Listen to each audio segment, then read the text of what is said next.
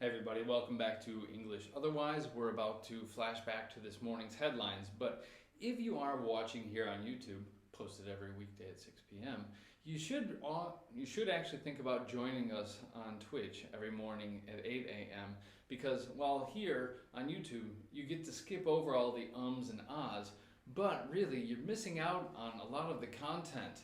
You're missing out on the context, you're missing out on the comedy, and well, also the camaraderie of our little burgeoning breakfast club. Either way, off to Cameron and here are the headlines. Good morning, mushrooms, ladies and gentlemen, boys and girls, brothers, sisters, mothers, misters, and all my cousins. It's time to plug in because now we are going to break down the news. Some of the interesting figurative language that is used to explain today's story to help enhance your vocabulary and perhaps even your understanding of the world. Coming at you live on Twitch every weekday at 8 a.m. and then chopped down, condensed, repurposed, repackaged for YouTube at 6 p.m. I got up, fought with my puppy trying to bite my feet, and dealt with an invasion of ants in our laundry room, but now I've got me my cup of coffee and we're ready to roll. And so, if this isn't exactly your thing, do please recommend a friend, click follow, subscribe, like, and all of that jazz everywhere you can because it really helps us out. I keep getting these update messages. I'll try to eliminate them as quickly as possible. We got lots of meat on the bones today, and so we're going to try and run through it fast, not too much color commentary. U.S. monitoring intel that gave North Korea leader is in grave danger after surgery. First up, grave.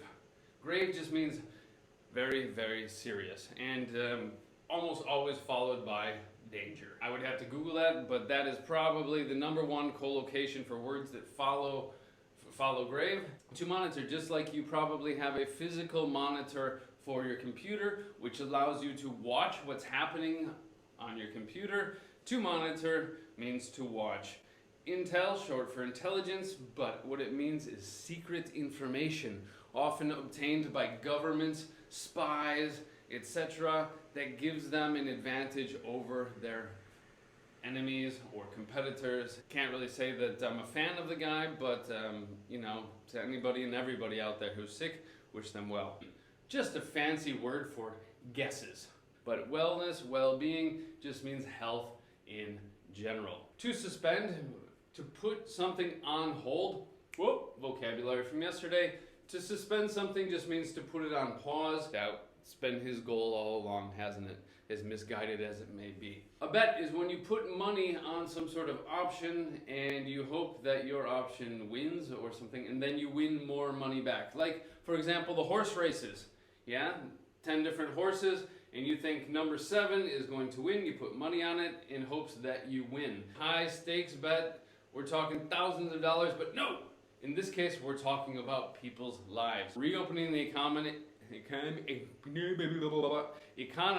On that note, we'll just have a little bit more coffee.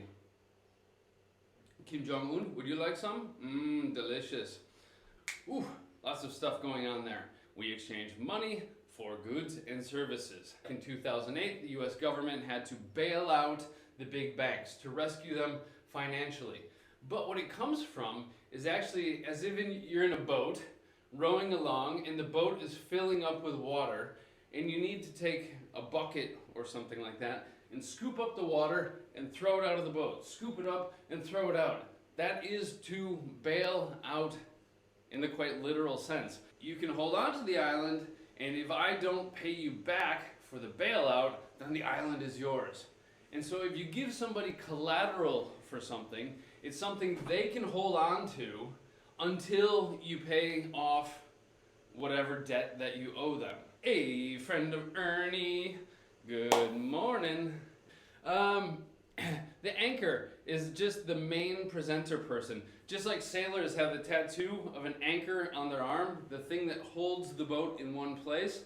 Yeah, the boat might drift around, but it always centered around the anchor. You could say that in some economies, the automotive industry is an anchor industry. It is the most central piece around which everything revolves. It's what holds things in place and keeps it together. But with many phrasal verbs, we've got up here. And up means completely. Up to the top. Emerges from self-quarantine to join his family. Very visual term. And it means to become visible, to come out of something else. Like some sort of creature, the swamp animal, the swamp monster slowly emerges from the water. Some evil person emerged from the darkness. Does emerge have a more negative connotation than appear? Good question, friend of Ernie. No, it absolutely doesn't. That's why we have terms like developing economies or emerging economies. And so often, I know the two examples that I gave were for something kind of negative, or we could say emergent technologies as well. Things that are just starting to come into the light, come into being, becoming visible. So while my examples were negative, the word itself doesn't have any negative connotation. And it's not appear like a magic trick, but kind of like up out of something else. In the springtime, when the plants and flowers start to emerge from the soil, to hide our true identity. To hide his true identity as just some ridiculous psychopath. To pull somebody over, this is a driving phrasal verb. You're driving along and all of a sudden you hear the whoop whoop of sirens behind you, and the cop says, pull over, pull over. And that just means to go over to the side of the road and stop your car. You say, ready, set, go.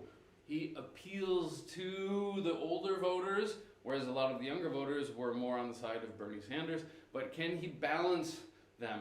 Older voters want this, younger voters want that, and he needs to find a balance between them. Health workers face anti-lockdown protesters in a dramatic standoff. Now, the standoff actually is, you can see it in the picture here.